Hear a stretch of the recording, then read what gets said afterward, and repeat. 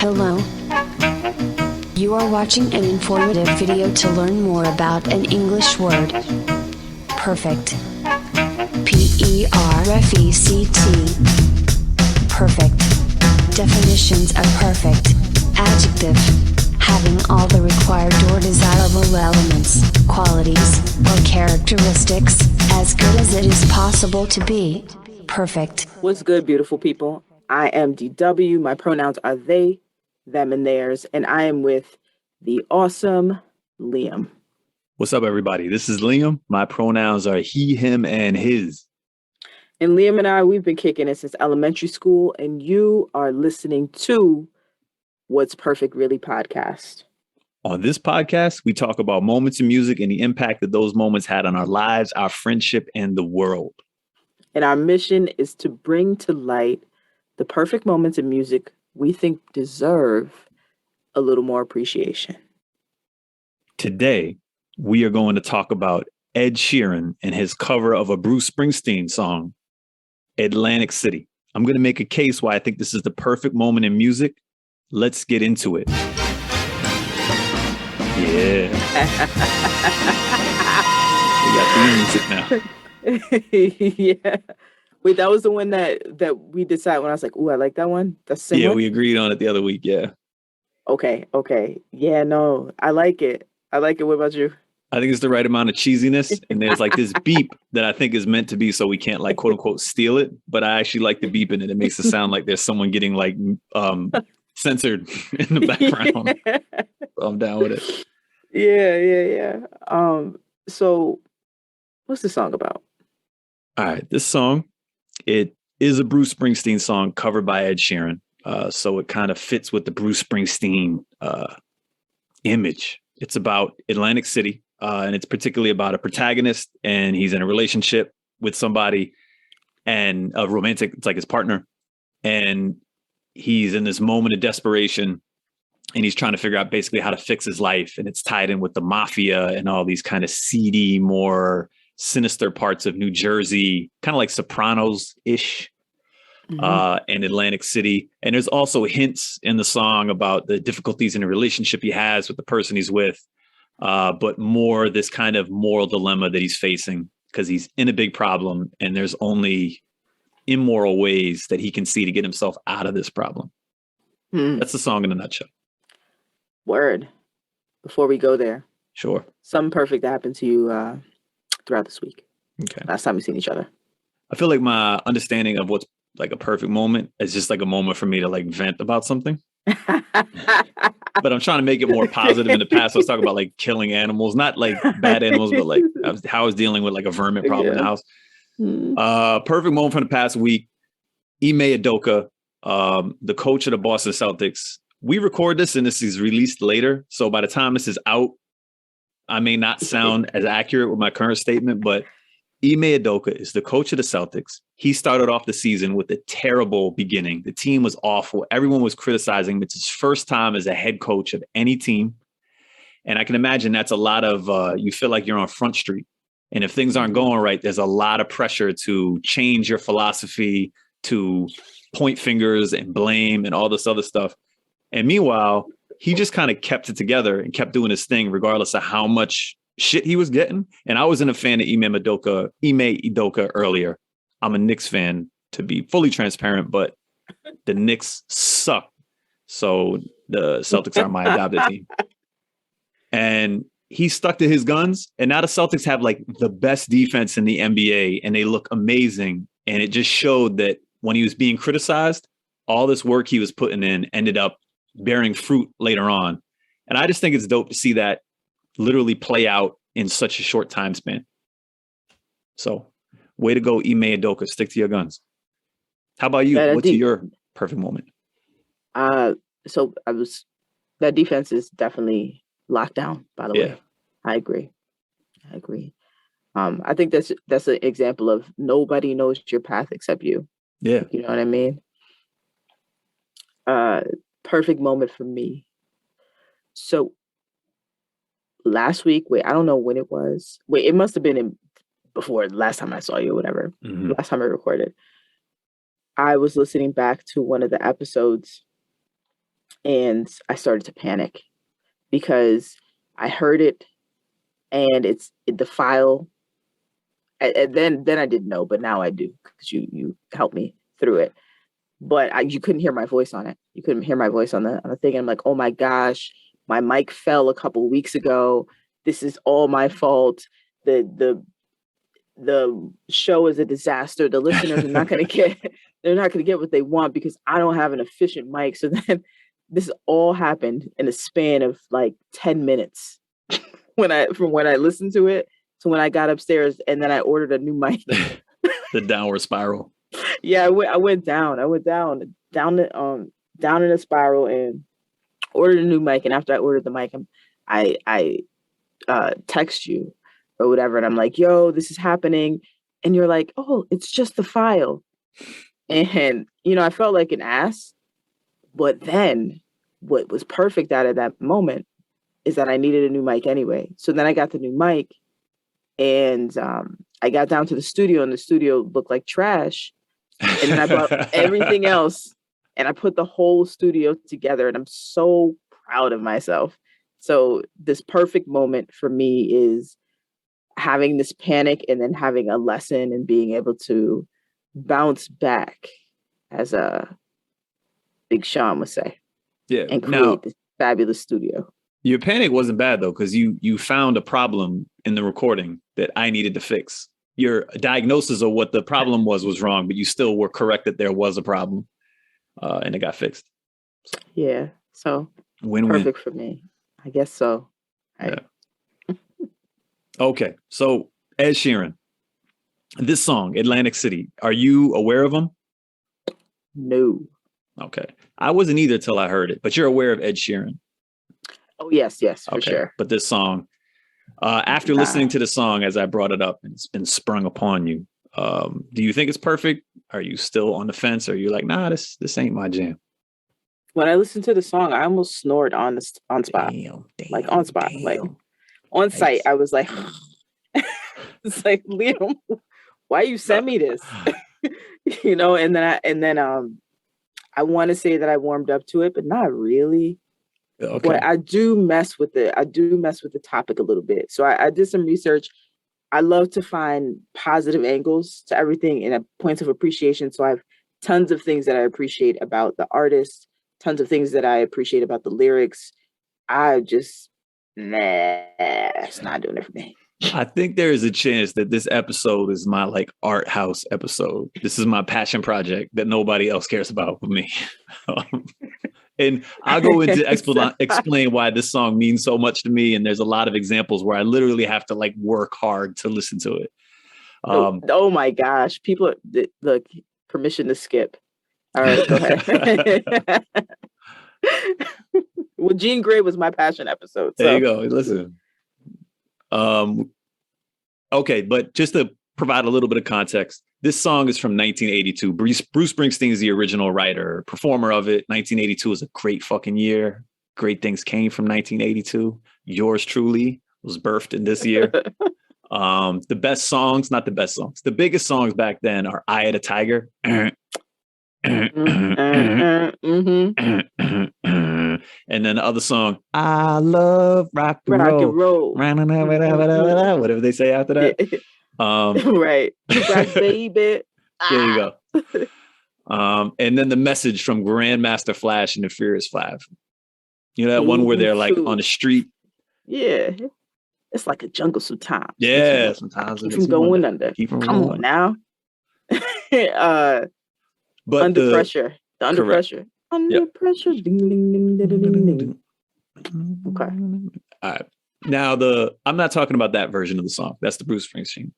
In 2014, Ed Sheeran did an interview with Howard Stern, talk show host Howard Stern. And Howard Stern has this thing with musicians that he does where he interviews them. He asks them all the typical Howard Stern questions like, how many people have you slept with? When did you get cheated on? With that said, Howard Stern, in my opinion, is one of the best interviewers ever. But it's definitely not everyone's cup of tea. But he always puts musicians on the spot to perform right then and there. Mm-hmm. And Ed Sheeran obviously was put on the spot.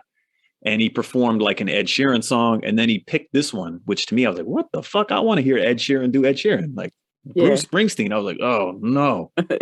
And then he plays this song, and I was like, afterward, I was like, oh my God, my life is gonna change. I have a different perspective. Your voice, you just went into your chest voice. Oh my God. So, you know what this song does have? What does that have? That we talked about before? The first line of the song has E minor, G, C, G. Yeah. Those chords you mentioned before. Yep. Like, oh, there it is. Yeah, there are certain chords that in Western music, they just keep popping up over and over and over again. If you can learn those chords on the guitar, you can play a lot of music. Okay, but before we go into the song and why it means so much to me, there is an elephant in the room that I have to address. Okay, I'm about to. I'm panicking. I believe that I am the splitting image of Ed Sheeran. I think that I look like his twin. Yo, you're not even like a ginger. How? So he doesn't have. Who told you this? Someone must have told you this. I tell myself. No way you came. Okay, well that makes sense because you think it's logical. Yeah. Yeah, but he also doesn't. I don't have eyebrows. I technically do, but they're clear. And Ed Sheeran has clear eyebrows. And so I think there's a brotherhood that extends beyond gingerness to like those who have but don't have eyebrows. But I do. I think I look a lot like him. Or I look like if he and Calvin Harris had a baby, that would be me. Okay, that's believable. There you go. That's believable, but no. Maybe we can do one of these like genetics trees. You know, like they have these, like you take a picture of this person and this person is like an app and they're like, what your baby would look like. I'm about to do that. Yo, do it. I'll post it on IG. Yo, look, sometimes as a friend, I have to be truthful. Yes. And I'm gonna let you know that ain't it. But I think you could be a baby. Yeah, I think I'm a baby of them. Maybe that's the better way to. I think maybe you're a baby of them. Yeah. When I see either one, I'll be like, Dad. They're gonna look at me like, no. Okay. So okay, I'm gonna ask you the question too, because Ed Sheeran had a baby during pandemic. Okay. I vaguely am aware of that. Yeah. Had a little baby. Everybody had a moment for pause, and people were taking advantage. Pandemic babies. Yeah, pandemic babies. It was. What's so interesting about pandemic babies? Before we go into, I imagine you're gonna go into a verse next or something like that. Yeah. I don't know where you're gonna go, but they're saying pandemic babies are built differently. You know what I think the difference is? I think that pandemic babies get the attention that that parents are supposed to give their kids. But how nature intended babies to be raised. With the parents present. Exactly, with the parents present. And that doesn't happen in the world we live in, which is wild. All right. I wonder if, 18 years from now, we're going to have like a much healthier spurt of humans like that come of age at that time. And then they're like, well, actually, they were raised with their parents, which is. Yeah, impactful. I know for sure. The baby that I have is definitely going to be like, school? What's that? What? Who does that? All right. Anyway. All right. So before we continue, I have a question to kind of calibrate, you and your Ed Sheeran fandom. I'm a fan of Ed Sheeran. Of these 3 songs, I want you to kind of tell me which one you think is the best, worst, last. Okay. Okay. I'm doing it. All right. So the 3 songs to pick from are Thinking Out Loud. These are all hits, just so it's easy for all the people to follow along. There's The Shape of You. And then there's Don't. That. Okay. Number 1 for sure is Thinking Out Loud. That's what it's called, right? Thinking Out Loud. Yeah. It's like the love song. Yeah. It's a toss up between the other 2, but I think I'm gonna go because I'm more familiar with Shape of You. I'm gonna put that at 2, and then 3 is gonna be Don't. Got it. Are you an Ed Sheeran fan? Medium? Not a fan. Of what I've heard, I appreciate. Mostly, I mostly appreciate the music. I think Ed Sheeran, when I see in interviews, seems like a pretty down to earth kind of person. Okay. Yeah, I like what I Ed noticed Sheeran. in it? No, go You ahead. like Ed Sheeran? Yeah. I noticed in the interviews is that it's really interesting. Ed Sheeran, because I've watched so many interviews because we have so many episodes and I always watch the interviews. Ed Sheeran it seems like the questions that they give Ed Sheeran are great questions. Like Ed Sheeran gets some great questions. And I was thinking about the list of people down, like on our list. And I'm like, damn, I haven't encountered people getting questions like Ed Sheeran is getting questions. I wonder why that is. Why do you think that is, Liam? Do you mean like regarding his romantic situations? Nah, just questions in terms of, I respect you. I'm going to ask you questions respectfully. Or I'm going to talk to you respectfully. I see. Huh. I feel like, and I'm going to take a stab at this. I don't know if it's correct. Mm-hmm. Some of the artists, well, there's a whole like racial element where we've mostly done Black artists, and Ed Sheeran is one of the white artists. But if I don't think of it from that perspective, I think Ed Sheeran doesn't. That's the only perspective. No, I'm just kidding. Okay. Ed Sheeran doesn't look like a celebrity. And when I say look, I actually don't mean the racial part. I mean, he's not an attractive human. And I think when you look at Ed Sheeran, you're like, he looks like maybe he's just the guy that works as the local coffee shop that somehow became famous. And I think people can look at Ed Sheeran perhaps and feel like they're more on his level. I don't know if that's even answering your question. Like a more relatable person. Yeah. Maybe people feel like they like him more. And maybe it's partly the racial element, because I'm sure a lot of the interviewers are coming from publications which maybe are predominantly white interview people. But then there's also, it's not this like beautiful human that's kind of impresses you with their look. Yeah, well, truth is there's always the isms and the intersections that I think when I'm watching interviews, or not, I know that impact interviews. But also, I love how you put that.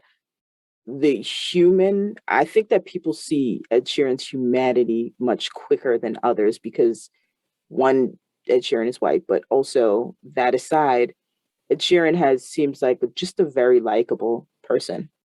You know, I think when I look at Ed Sheeran, I'm like, oh, what an adorable guy.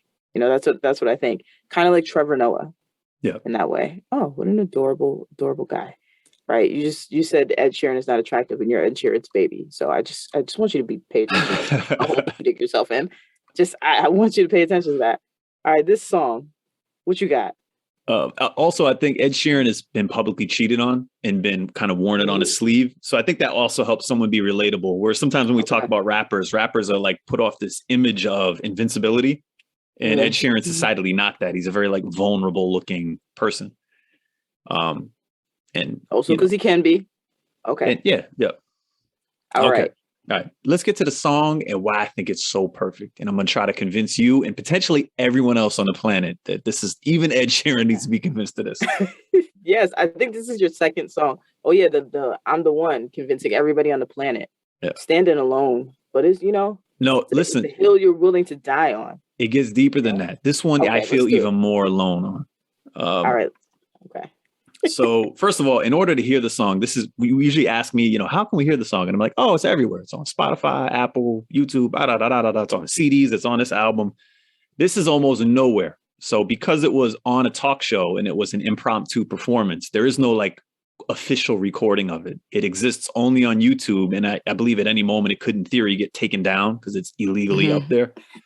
But it's not on a website. It's not, you just got to find it. So we will include the link to the YouTube song. But I like this song so much that I have the YouTube, that I then take that link and I go to like a Russian YouTube to MP3 converting website. Stop telling on yourself. Fast forward. Don't do it. I need to explain to people how to listen to this. So I convert it to an MP3. I need to download that on my laptop. Then I need to link that downloaded version to my streaming services or my new devices in order to hear it. And anytime I get a new device or a new streaming service, one of the first things I do is I take care of this song's existence in my life. I go out of my way. I don't do that with any other song ever. Wow. So I really do the Ed Sheeran version.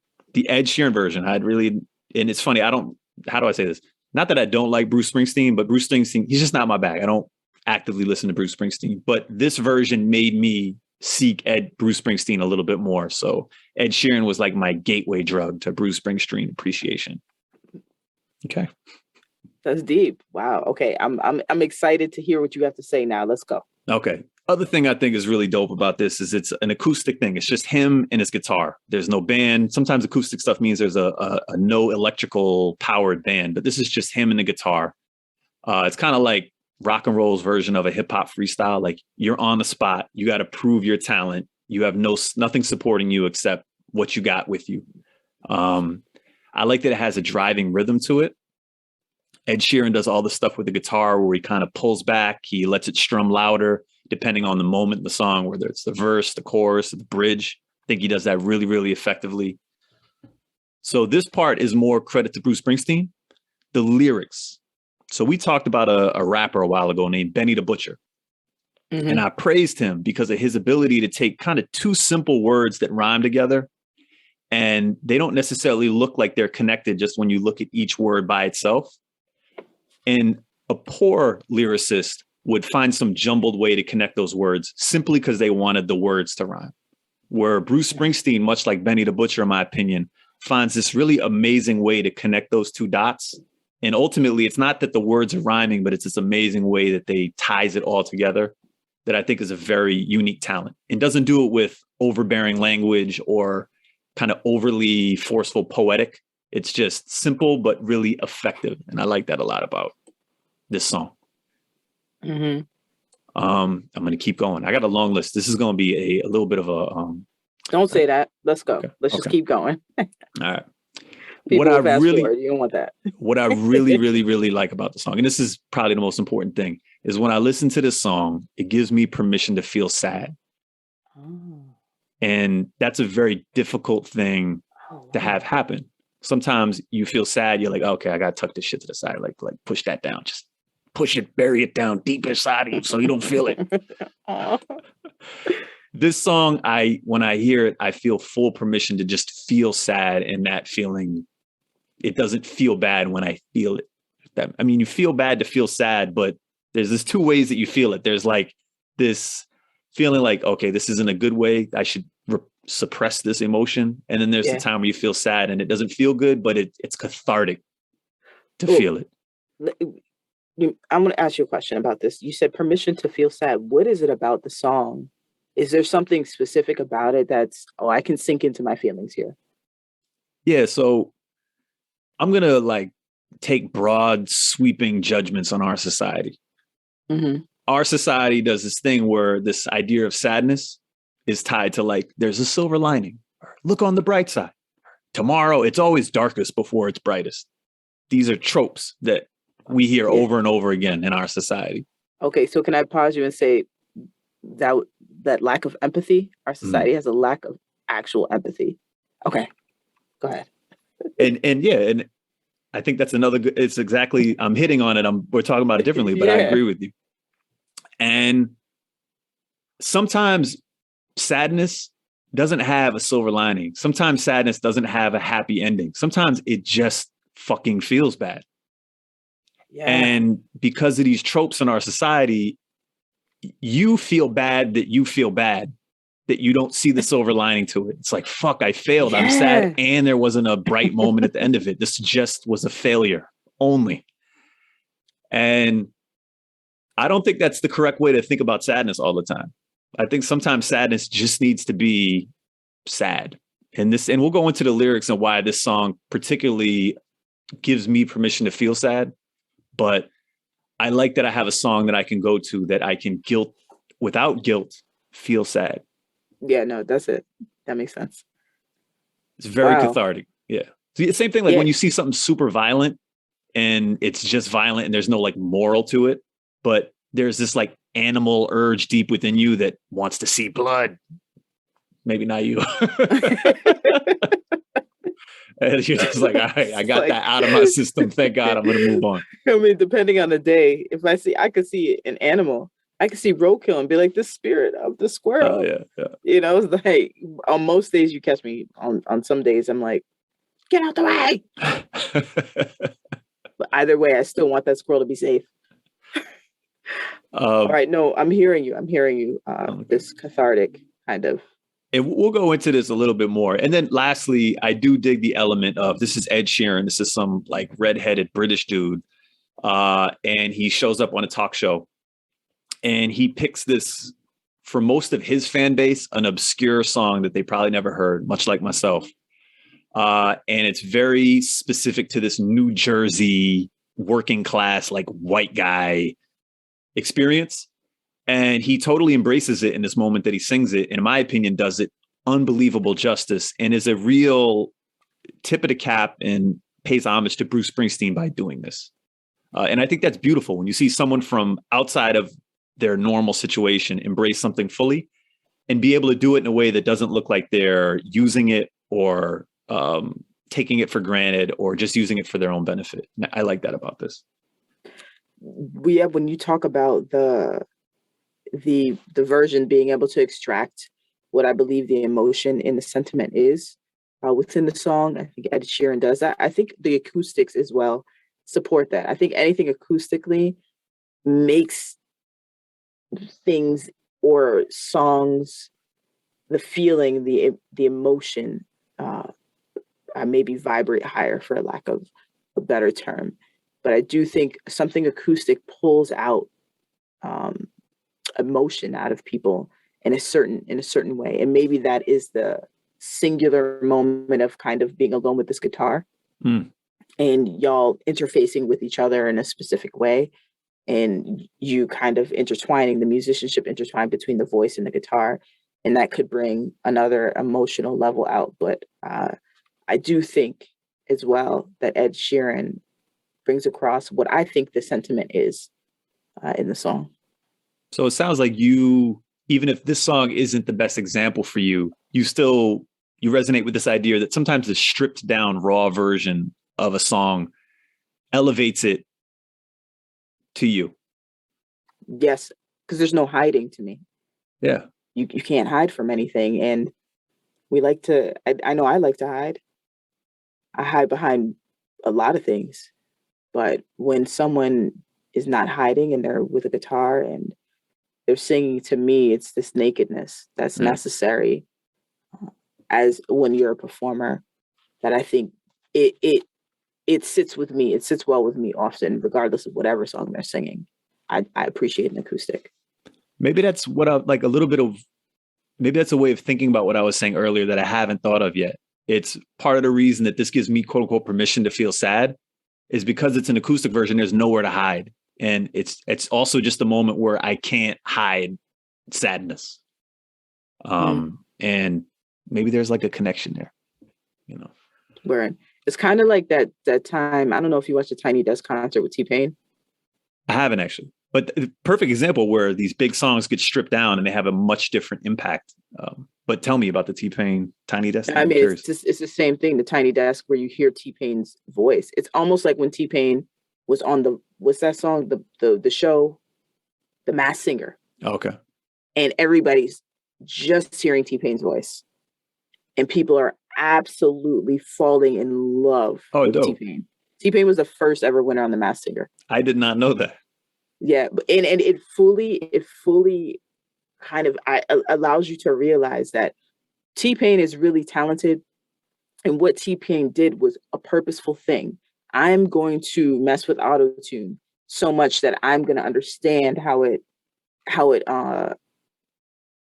integrates with the voice, so I can make another level of music. And I think that as a musicianship, people could argue, oh, that's cheating, it ruins singing, all the things. I think that it's a display of talent to say, I can do this, but I want to create this sound. You know, so this is in the relatability of the Tiny Desk, stripping it down. You really get to hear T-Pain's voice, and you fall in love with T-Pain's voice, just like on The Masked Singer. Yeah. You get to, like, your talent is truly exposed for either what it is or what it isn't. You know, there's a lot of artists that would go into Tiny Desk and be like, I don't know about this artist anymore. And then some, it totally flips your perspective on them. You're like, holy shit, Yeah. I just dismissed this person as like a gimmick, and now I see them doing their thing, and I'm blown away. Yes, even if you watch, Meg Thee Stallion is talented, period. Mm. But the breath control is insane. Like, what? Do you have 3 diaphragms? What? I feel like that could be like a lyric that she could twist into like inappropriate and impressive ways. Right. But that breath control, I'm like, my gosh. So I'm imagining how she could use 3 diaphragms and like, I got 3 diaphragms and they all work on the weekend. One's for this guy, the other one's to get money. All right, I don't know. Bruce, so these lyrics, anything come at you about the lyrics? Well, let me ask you this. Do you like to feel sad? We're all different. I kind of described earlier where I guess I don't like to feel sad. And that's why I like in this song means so much to me, because I don't like to feel sad, but this song gives me an excuse to feel it. And when I feel it, it feels good in this cathartic way. Are you like that? Or do you feel more comfortable in sad moments? I think the majority of the time I can feel uncomfortable in sad moments, but I actually, I think it's a 50-50 actually. I've grown so much as a person that I've learned to embrace the emotion. In my best moments, in my most grounded moments, I'm all about embracing emotion and feeling the feelings, because you can let them move through your body and then that's it. Mm-hmm. And I think that you don't hold them anymore. And it's a great thing to feel your feelings and let them move through. On my very indoctrinated days in our society where I'm like, no, I'm mighty as hell, then I don't think it's okay to be sad. Yeah. Maybe another reason you mentioned something on a previous podcast about a romantic relationship that didn't end well. And it wasn't your fault. It was the other person's fault. And then years go by, years and years and years. And then you get a phone call where this person calls out of the blue and you're like, what the fuck? And meanwhile, it became evident to you that this person was apologizing because they had been harboring all these, not harboring, but holding on to all these emotions that they never got to let go of. Mm-hmm. And that was their effort to do it, I guess, in this moment. And when I hear this song, it gives me permission to think about things like that. Some failed relationships that I had that I never maybe the trauma was too bad in the moment for me to experience the feelings associated with this failed relationship. And I just suppressed it. And then hearing this song allows me to kind of relive the sadness of that failed relationship, and that quote unquote, nothing good came of it. Obviously, it just ended in this abrupt, unexpected way, or however it ended. Yeah. One piece that I did like about when you go into the lyrics, you're talking about things ending and stuff. Now, baby, everything dies, baby. That's a fact. Yeah. But maybe everything that dies someday comes back. Yeah. And so I love that, those 2 lines right there. Yeah.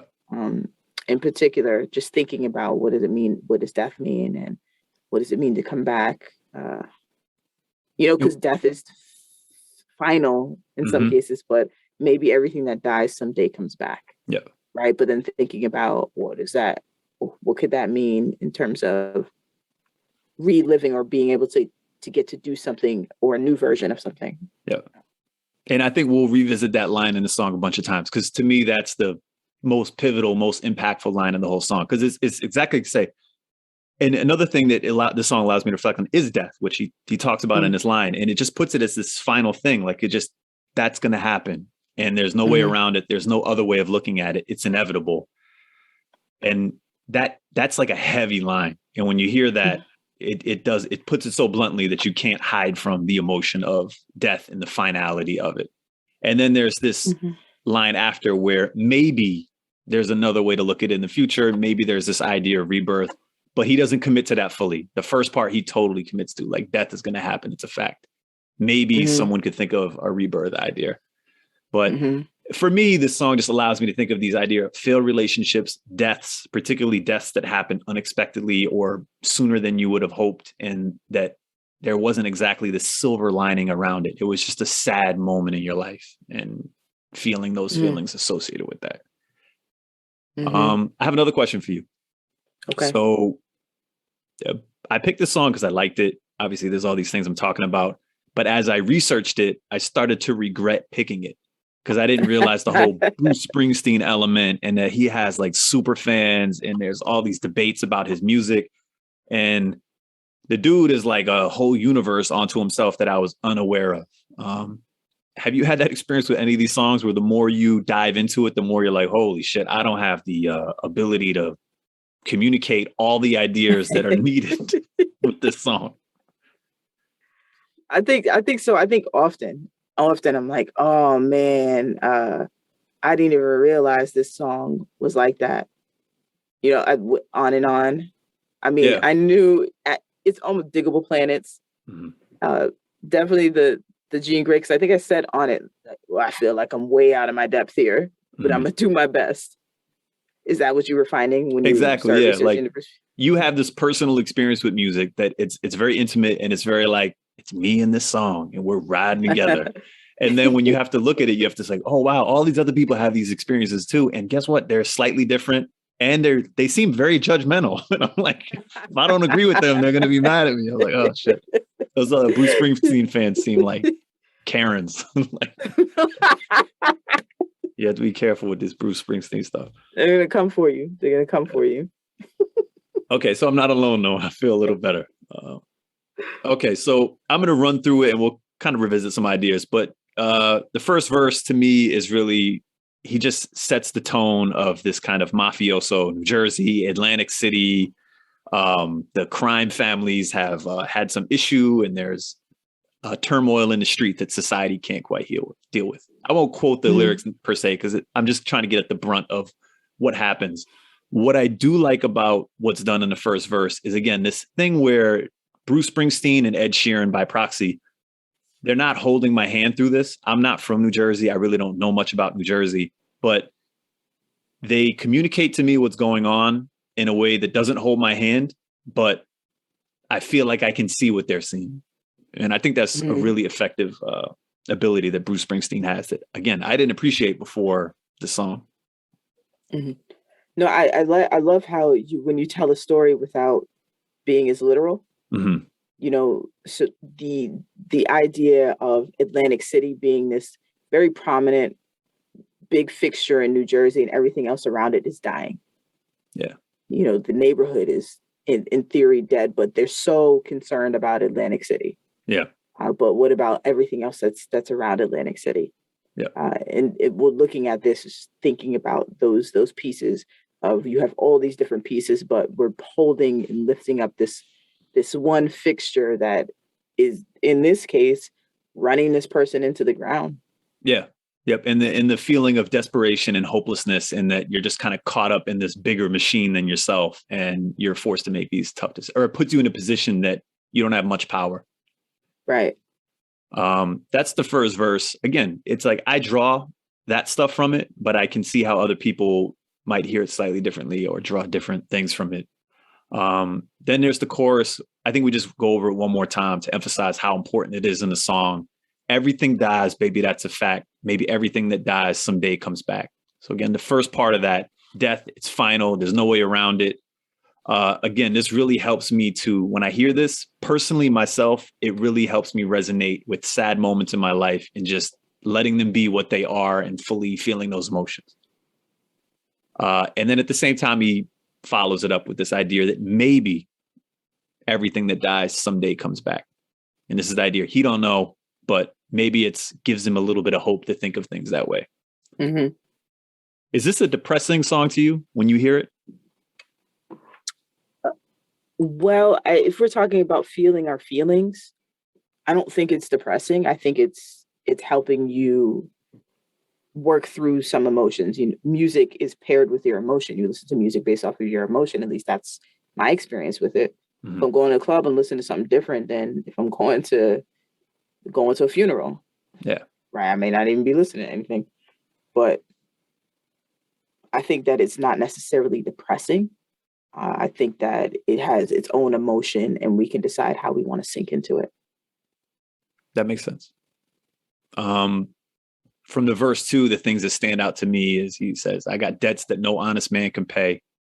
Again, this just, without being deliberate, it makes you think of the seedy underworld, and he's somehow caught up in some sort of criminal situation that's gotten out of hand, and he has no way to resolve these issues in a moral, legal way. So here's what I think about the song. Why I think I was looking up the popularity of the song. Mm-hmm. Was this a popular song? And I found nothing, but but the song is relatable. It's relatable, and I imagine in New Jersey during that time in the 80s when the casino was built and all that stuff. I believe it was built at that time, but at that time there was probably so many it was such a relatable bop for people that they leaned into the song. Like, yeah, no, they told this person, Bruce is totally getting. And when you talk about the hardcore fans leaning in, I think this is one of those songs. If you're a Bruce Springsteen fan, this is your, what do you say, dark horse. Yeah. This is your dark horse where you're absolutely like, this is the one. And I can see that from the lyrics. I can see that from the sentiment that, you know, people really fuck with this song. I don't. Yeah. They do. Yeah, it's just because, again, like I heard this is Ed Sheeran, then I'm like, oh wow, this is Bruce Springsteen. Let me hear the Bruce Springsteen one. And in my head, I thought that Ed Sheeran like discovered this obscure, lost Bruce Springsteen like in the vault song, right? And you're right. When you kind of look at it quickly, it wasn't on the charts. It's not a famous big song. It probably most people don't know it, but once you get into the Bruce Springsteen universe, this shit is gigantic. And I watched these like live performances of Bruce Springsteen playing it, and he's in this like mega stadium. And then he like, you know, he plays the song, and the second he hits like the second chord and he starts to sing, the whole fucking stadium loses their shit. And they're like, you know. Yeah, I was looking up how many remakes of this song. There's over of let's say, quote unquote, official artists that have recordings of this song. And since 82, I mean, there's over 20, 30 remakes of renditions of this song that were actually recorded, and et cetera, et cetera. So, I mean, I don't know that in the scale of other remakes or other recordings, but it seems like it's, you know, in the cult following, this is a really great song to sing. And there's even opinions on the remakes. And when I looked into the opinions on the remakes, the Ed Sheeran one is like, yeah, that one sucks. So again, I feel like I'm alone. Even for the people that might like this one, I'm still like the redheaded stepchild. Damn, Ed Sheeran. And he's ginger. He like fits the stereotype. Yeah. What did you think? I don't know if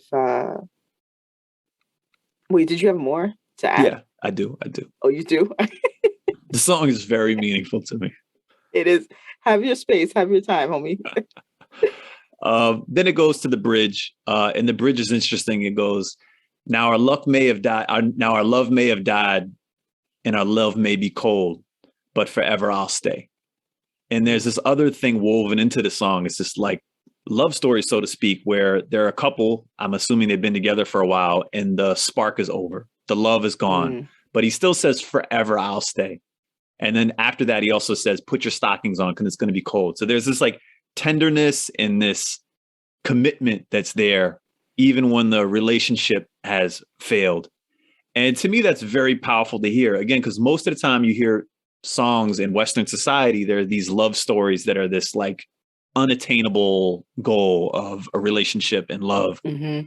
And this is a very stark difference to that. But there's still like a tenderness and a beauty to it that I thought was very powerful and more on some level relatable in a way that the big pop hits aren't. In this particular moment that you're talking about, what I think that the lyrics do well here is the opposition, putting you in this imagery of opposition where you're cold, you're hot and cold. Right. Or meaning what, now our luck may have died and our love may be cold, but with you forever I'll stay. We're going out where the sand's turning to gold. So put your stockings on, baby, because the night's getting cold. So I think the opposition here of the way we think about being in relationships, they're very hot and cold. And this back and forth kind of thought, at least for me, it brings up this opposition of oh, I'm seeing this imagery here, then I'm seeing this imagery here. This could be death here, but I'm still bringing life into this. And also there's this coldness and there's this warmth. They're all happening at once in two bars. And I think that as far as the creativity and the skill of placing that imagery there, it's what's the word? I can't find the word right now, but I think it's a great thing. Yeah. For lack of a better term.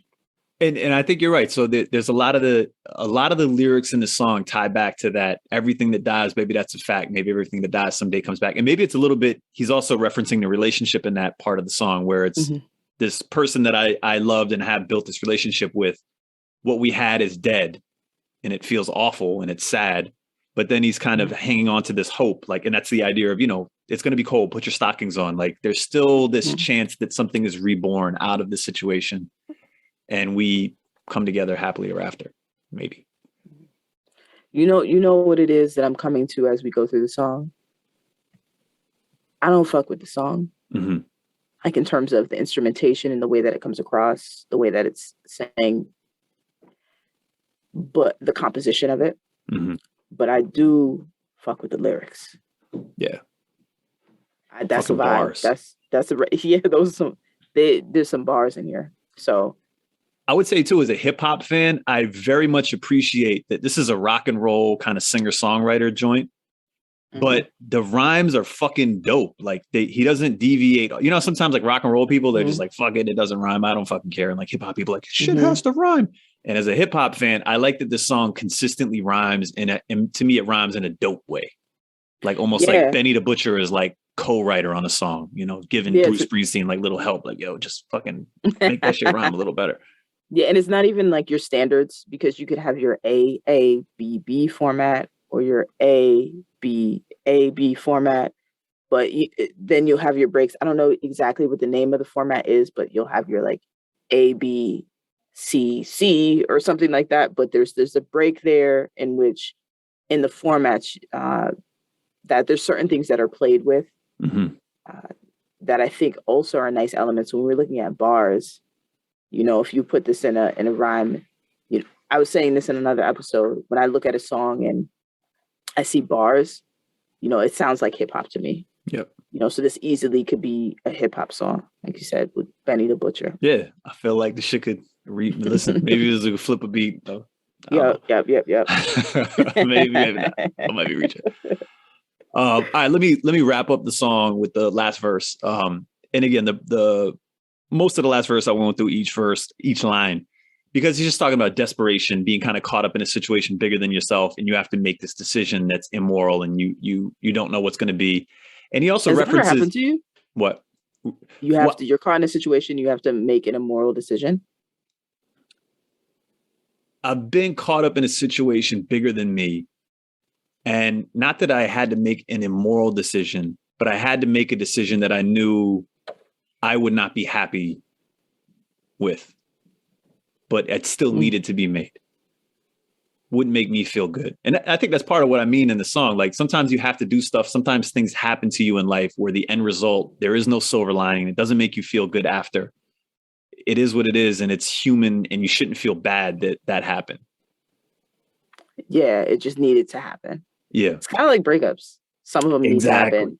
Yeah. And you're like, man, I really love you, but this is not working, or et cetera, et cetera. I think this is a great breakup song, actually, because again, he's talking about like being tied in with the mafia and he has to do illegal activity to get out of debt. But to me, something about it strikes this chord of how you feel after a breakup, where you feel like it was a total failure. And you're like, well, was that worth any of the emotional energy I put into it? It certainly doesn't feel like it in a moment. Yeah. Facts. The third verse to me finishes in a way. Did you ever watch the show The Wire? I know it's like a... Not really. Okay. But I know of it. Yeah. I maybe watched an episode or two, but I never was really into it. This song and The Wire both make me feel similar. So there's a specific character in a specific scene in The Wire. I'll try to paint the picture for you that the end of the song makes me relate the two together. So I'll start with the song first. So he does this whole thing about he's caught up in a situation big in himself. He has to make an immoral decision. And then he goes, The last line of his final verse is, met this guy and I'm going to do a little favor for him. And then it ends and the chorus comes back and it goes, everything dies, baby. That's a fact. And it just leads me to believe that this person had to make a decision to try to correct something and they dead. It doesn't deliberately say it. I'm taking that from the song, but that's how it feels to me when I hear that last line and then immediately followed up with the chorus of everything dies, baby. That's a fact.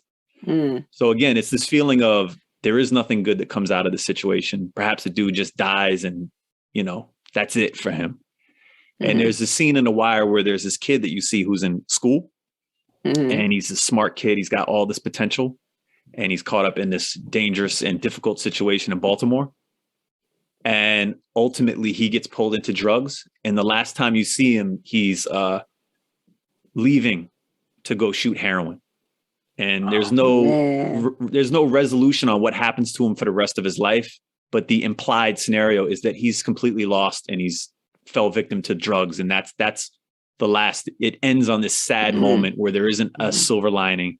There isn't a happy ending. And I think that happens in our society and we don't allow ourselves to acknowledge and feel that type of emotion. And both those things strike that chord within me when I hear and see it. Oh, facts. Whew. Okay. This is my permission to feel sad song. So for anyone who is struggling with needing to feel sad and they don't feel like they have permission, Ed Sheeran in Atlantic City will do it for you. I have a question for you. I think you made a case for that though. You made a case that this is a song that you can get your feelings out to. Yeah, this is not like beach day. Like, don't play the song like, yeah, we're going to the beach. This is not the pregame for the club. This is not that song. Okay. What's your question? So talking about Ed Sheeran, this is impromptu. It's an acoustic performance. If you had like a hidden skill that you could just break out impromptu, or particularly an instrument that you could play, which one do you feel is most impressive? Is it the guitar, like Ed Sheeran?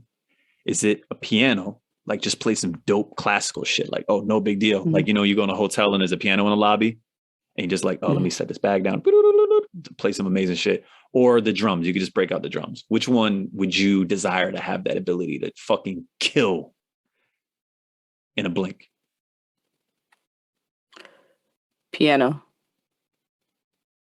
Alicia Keys made it very sexy. Ah, yeah. I cannot not want to do that.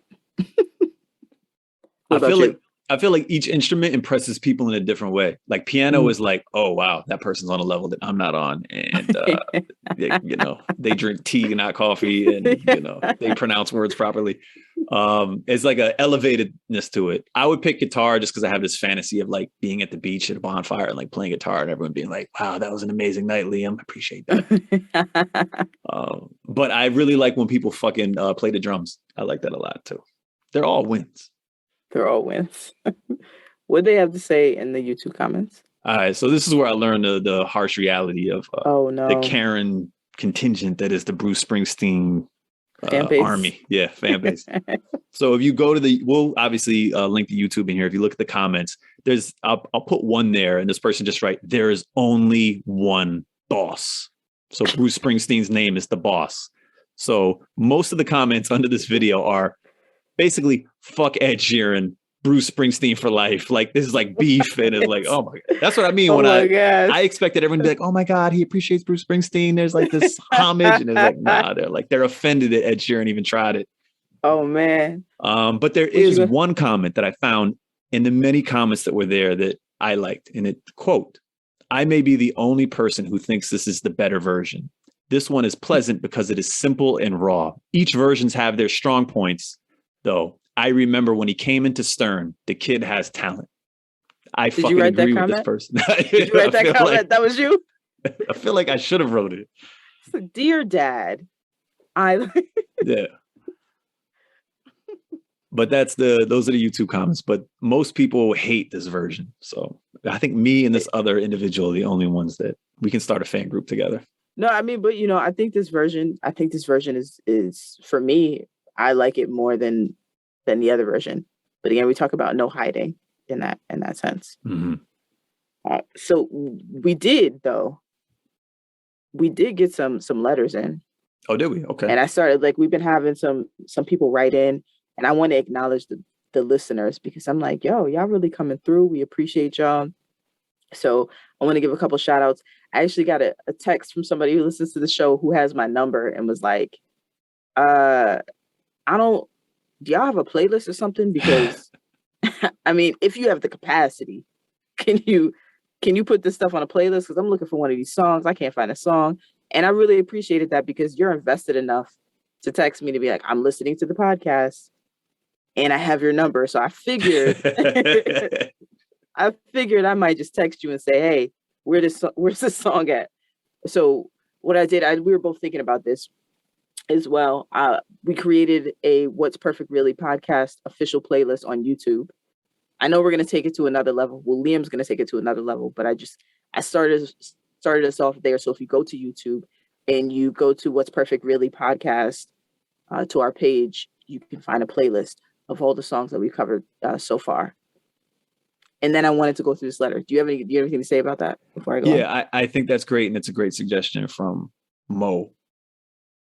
Also, I think we'll make a playlist that's like a Hall of Fame playlist, because we don't always agree that a song is perfect mutually.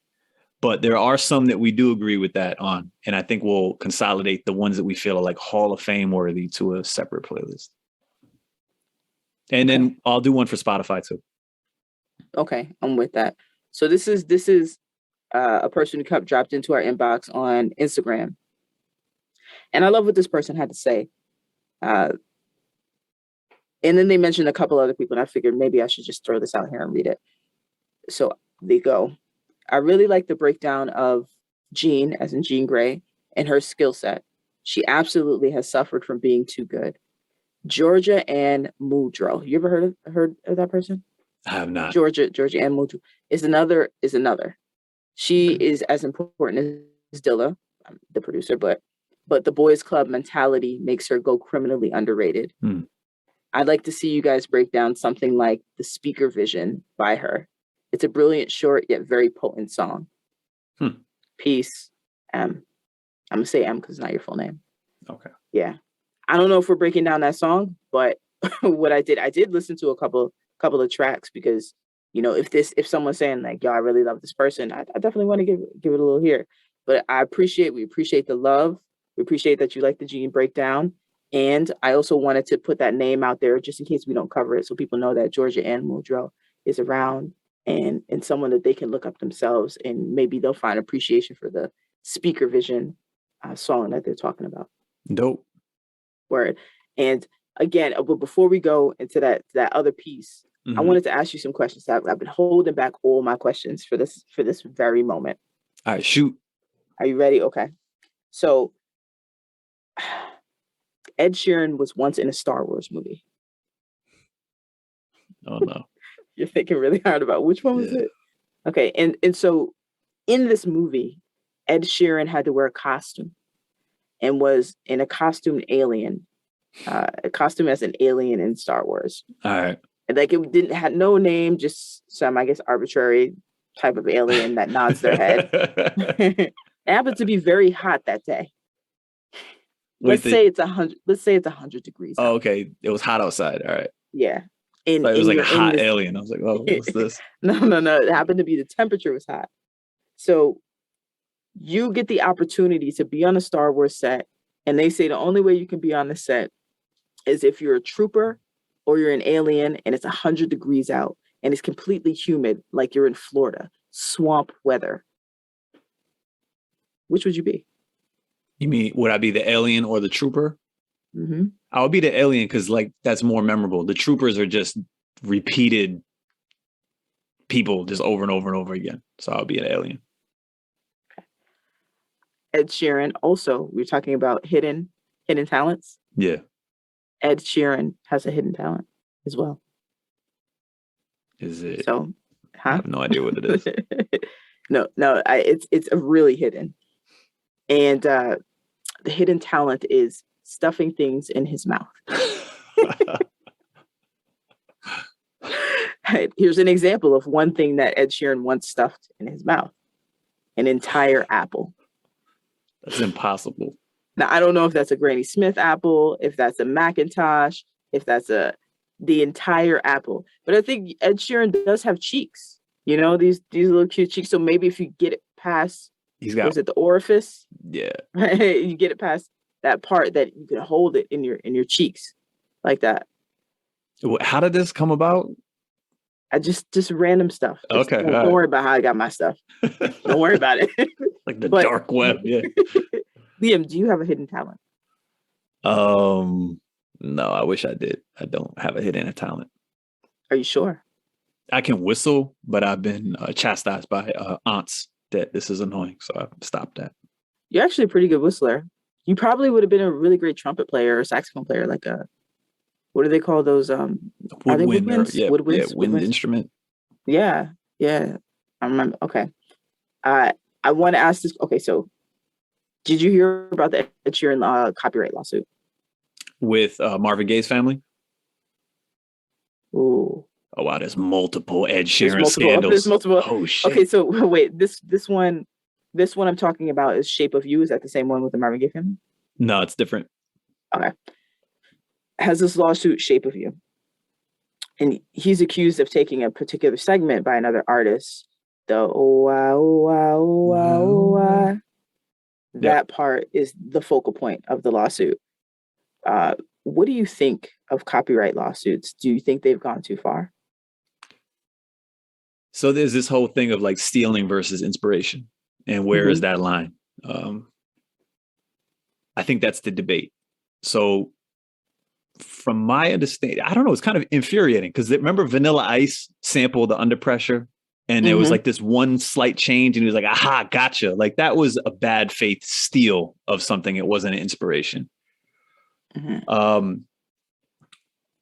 I guess each thing I need to judge individually. So I can elaborate a little further. So the song, one of the 3 songs we talked about, Thinking Out Loud, that employs the same chords that Marvin Gaye's Let's Get It On does. And if you go after this episode and you listen to Thinking Out Loud and then Marvin Gaye's Let's Get It On, you'll hear it. The same chord progression is on both songs. And Marvin Gaye's estate sued Ed Sheeran when Thinking Out Loud became this big hit. Ultimately, that lawsuit failed in court because musical chords, there can only be so many arrangements of them. So it's more about like the spirit of the song than it is strictly the musical pattern. So I guess I'd have to hear the one suing Ed Sheeran on your version, the oh wow, wow, wow, to hear if the spirit is being stolen or it's simply just a coincidence in the melodies. I think it's really hard. It's really hard to decide. And I think that has to do with intent too. You know, one thing that comes in mind too is also when you have more access. Ed Sheeran is being sued repeatedly for songs because Ed Sheeran has over 46 million copies of albums sold. Right. But also the idea of being an artist and someone taking your stuff that you worked really hard to develop, that you may not have access to like somebody else has access to. And where's that moment where you push, you know, and I think about even the moment with All the Stars. What's that song, the Black Panther one with Kendrick Lamar? And they had this artistry. They had art in the background. They asked this artist if they could use their art for the video. And the artist said no. And then they copied the art and put it in the video. That to me is one of the most insulting, plagiarized, like shitty things that you could possibly do to an artist who's not making nearly as much money. And I don't think this was not a Kendrick Lamar decision. It was behind the scenes, kind of, I'm going to jack your movie. It's kind of like, I just saw this commercial where these dancers are in the subway and they're dancing in the subway as if they discovered it's like the commercial looks like they discovered subway dancing. Right. And, you know, what's so whack about it is that they placed people. It looks like no, it doesn't look like they did. I know they did. They placed, you know, those people that do the sheets, they twirl on the sheets. I forgot what they're called. Oh, like really the Cirque du Soleil kind of thing. Yeah. They placed one of those people on the subway bars. So they're just doing the Cirque du Soleil kind of things on the subway bars. Okay. Then you have just some average dancer, like, you know, not average in terms of like this person is average, but a dancer, you know, dancing on the subway in a certain space. And it's so corny to me. It's so corny because you straight up jacked it from street dancers. Yeah. Why didn't you just hire the street dancers who interact with the elements in the subway? It just looks like you place people in there. Yep. And so that's the thing what the pictures look like in the background. You just straight up jacked it, placed it in there, and then got mad that you had a lawsuit. So I think there are some different fine lines in different areas. And I don't know where that is though, you know? Yeah. It's really because people just jack people's stuff all the time. Correct. Like the Matrix jacked. Yeah. I mean, allegedly, everything is allegedly, y'all. Everything's allegedly. I don't know about the Matrix. I don't want to get sued. Allegedly, everything is jacked. One thing that happens when I listen back to our podcast, sometimes I'm affirming my listening to you, and then I'm paying attention. I'm involved in the conversation. And it sounds like I totally agree with everything you say. And I think there's something the other way. And that's not necessarily the case, but it's interesting. But to your larger point, I agree. There's this moment of when is it stolen versus when is it inspiration? And this is a blurry line. And word. Look, your dad. Oh yeah. Do you think my dad knows who Ed Sheeran is? Is Ed Sheeran legitimate famous? AKA white famous. 46 million albums sold. What's that? Thinking out loud? Thinking out loud. How many weddings has your dad gone to in the past, maybe 5 years? A couple. I wish I had an maybe exact like answer. Yeah, something like that. Not in that ballpark. How old were the people that were getting married? Do you know? 30s. The marrying age, quote unquote. Late 20s, early 30s. I think your dad knows who Ed Sheeran is. Okay. I have audio evidence to confirm or support this decision that you've made. Okay. Do you know an artist named Ed Sheeran? Oh, yeah. I know him. Yeah. He's a kind of Irish singer who's really popular. Yeah. I don't think he's Irish, but he looks Irish, but my dad does that. I told you. Ed Sheeran is notorious for having the wedding hits. People playing Ed Sheeran at their wedding. Yeah. What's your singular most fantastical moment? Again, that line, everything dies, baby, that's a fact. Maybe everything that dies someday comes back. That just is my permission to feel sad. Okay. My singular most fantastical moment is the same one. See. I agree 100%. That is the line. When I first got into the lyrics, this line right here, that's the one. Where can you said where we can find the song? We're adding the song to the playlist too. Correct. Yeah. So I'll link to the YouTube one. We'll put it on the playlist also in our show description. Again, if you go to Spotify, Apple Music, you won't find this. This is a obscure song and it's hard to find. And I wish it was easier, but it is what it is. Yeah. And also you can hit us up on IG at whatsperfectreallypodcast, or you can share with us a moment, because we invite you to share with us your moments that you found a juicy story or something nostalgic that came up for you, like M shared with us on IG. And you can hit us up there at whatsperfectreallypodcast@gmail.com as well. And we invite you to take what you want from the podcast and leave what you don't, because ain't nobody perfect. Peace, y'all. Hello. You are watching an informative video to learn more about an English word. Perfect. P-E-R-F-E-C-T. Perfect. Definitions of perfect. Adjective. Having all the required or desirable elements, qualities, or characteristics, as good as it is possible to be. Perfect.